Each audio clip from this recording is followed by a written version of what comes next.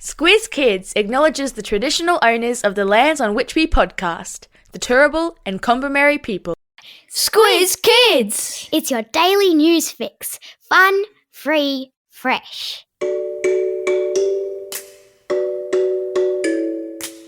Hello and welcome to Squiz Kids Today, your fresh take on what's happening in the world around you. I'm Christy Kijarina. It's Thursday, December 4. In Squiz Kids Today, Rage Bait takes the crown, kids comment on social media ban, Trinity Library transforms, and Dodgeball till you drop.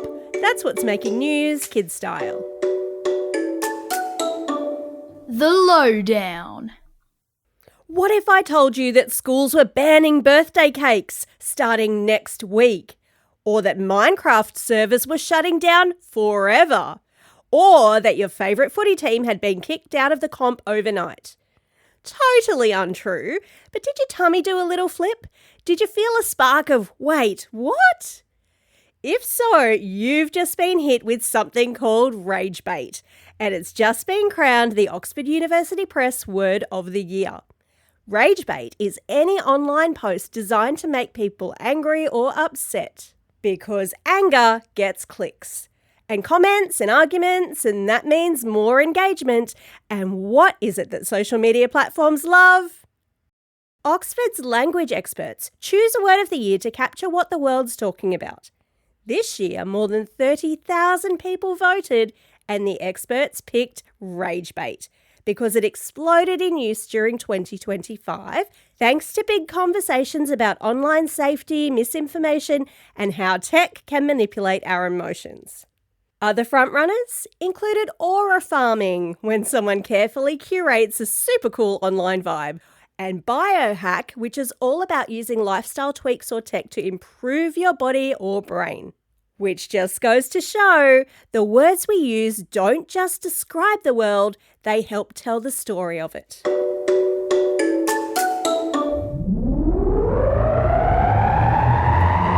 Spin the globe.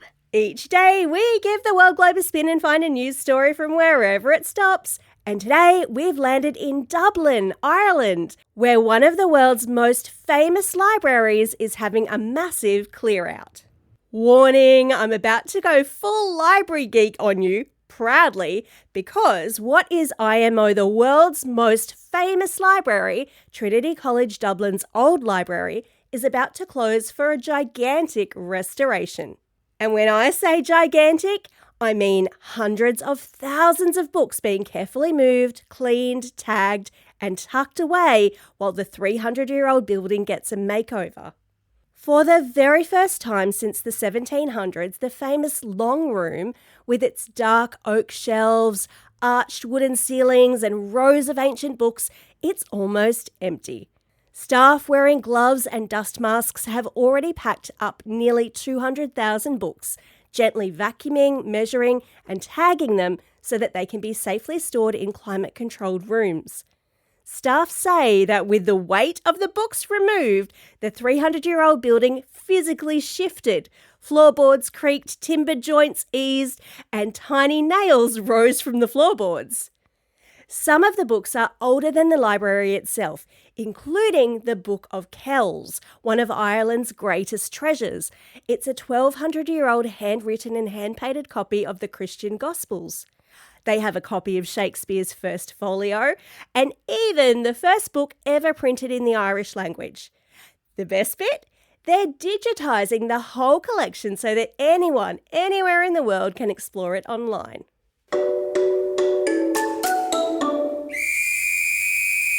Sport time. If I said that we're all heading outside for a game of dodgeball, would you be out of your seat in like 3 seconds? Okay. But what if I told you we were going to play for a whole 2 days and nights non-stop? Still keen? That's exactly what 24 dodgeball players from across the United Kingdom have just done at a dodgeball centre in England. The athletes from England, Scotland, Wales and Ireland played from 9 a.m. Saturday until 9 a.m. Monday, aiming to break the Guinness World Record for the longest ever dodgeball match and raise money for charity while they're at it. The previous record was just over 41 hours. It was set back in 2012. This team smashed past it shortly after 2 a.m. on Monday and kept going until they hit the full 48 hours. Players were allowed short breaks and quick naps, but otherwise it was dodge, duck, dip and dive through the whole thing. The marathon match was filmed, live streamed and watched by official witnesses, and now Guinness is reviewing all the evidence before confirming the new world record.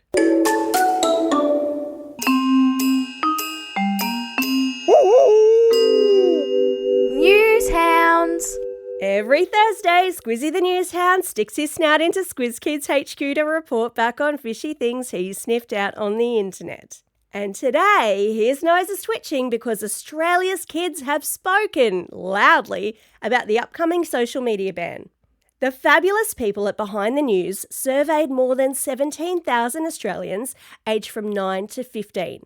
Well, mostly 9 to 15. Squizzy did notice about 190 people claiming to be 67 years old. Anywho, Squizzy's floppy ears perked right up. Almost 80% of respondents said they use social media every day, and most of them said they don't plan to stop, even when the ban kicks in on December 10. Only 9% thought the ban was a good idea, and just 6% believed it would work. Kids shared all sorts of opinions, from worries about staying connected with friends to mental health concerns to worries about privacy and safety. But one comment really stopped Squizzy in his tracks. One 10-year-old wrote, "They shouldn't be banning us, they should be teaching us." And whilst the ban is coming, learning how to spot dodgy posts, question what you see and stay safe online is still the most powerful tool of all. Teachers, with just a couple of weeks left in the school year, and your class probably having seen Home Alone about 10 billion times, why not give your students what they're asking for? Run News Hounds. It's our 9-part media literacy podcast with teacher guides and student workbooks, easy, fun, and the perfect end-of-year plug-and-play lesson. Oh my days, 21 sleeps to Christmas. And here at Squiz Kids HQ, our ears are peeled for hoof steps, because the big bloke in red could land on our rooftop any day now. And we need to be ready because he's agreed to take the Squiz Kids Q&A hot seat again this year. But he's super busy, so we need your Santa questions by tomorrow. Hop on our website and record your question directly, or you can email your questions to squizkids@thesquiz.com.au. But while we're waiting for the sleigh to touch down, has one of Santa's scout elves arrived at your place? Remember, they're watching, they're reporting back to Santa, and they are getting up to some crazy capers. We have got your best elf pics up on social media. So get an adult to take a look at Instagram and make sure to send us yours and we'll post it. A huge shout out today to Zachariah, to Xavier, Noah and Matilda, to Freddie, Ishan and Mahi, to Alexandra and her elf Trixie, to Mila and Cooper, whose elf took what can only be described as a terrifying ride on a ceiling fan, and to Asha, Xanthi, Matisse and Oakley, Mrs. Smith and everyone at Gladstone Public School. And guys, we hope your elf was okay after travelling to school on the car aerial yesterday. And yes, there's a Lego prize pack for the wackiest elf hiding spot. And for all you Lego lovers out there, I see you, you can help share the superpower of play with kids who need it most.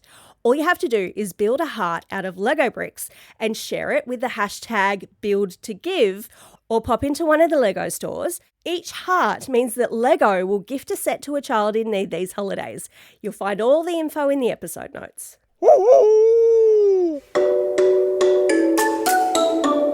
Time for the quiz. This is the part of the podcast where you get to test how well you've been listening. Question number 1. What is the Oxford University Press word of the year? Of course, it is rage bait. Question number 2. What is the name of the book, one of Ireland's greatest treasures, a 1,200-year-old handwritten and hand-painted copy of the Christian Gospels? It's usually housed in Trinity College Library. What is it called? It is the Book of Kells. That's Kells. Question number 3. How many hours did dodgeball players in the UK play for to set a new world record? That would be 48 grueling hours.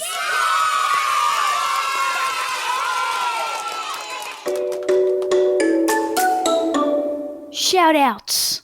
It's Thursday, December 4, the second test match in the Ashes men's cricket series. That's the famous competition where England plays Australia. It starts today in Brisbane.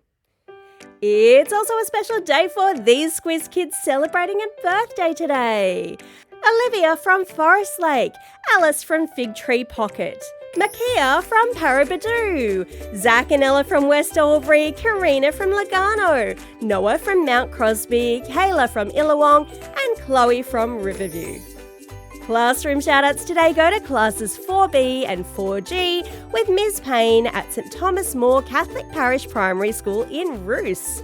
Class 5A with Miss Foster at Ascot State School. And lastly, but definitely not leastly, Class 4S with Miss Bartlett at St Clement of Rome Primary School in Boleyn. And remember, if you're celebrating a birthday over the Christmas break, send us your birthday shout out by Friday, December 12, and we'll make sure to include you in the weekly quizzes that are going to be going out every Friday over the school holidays.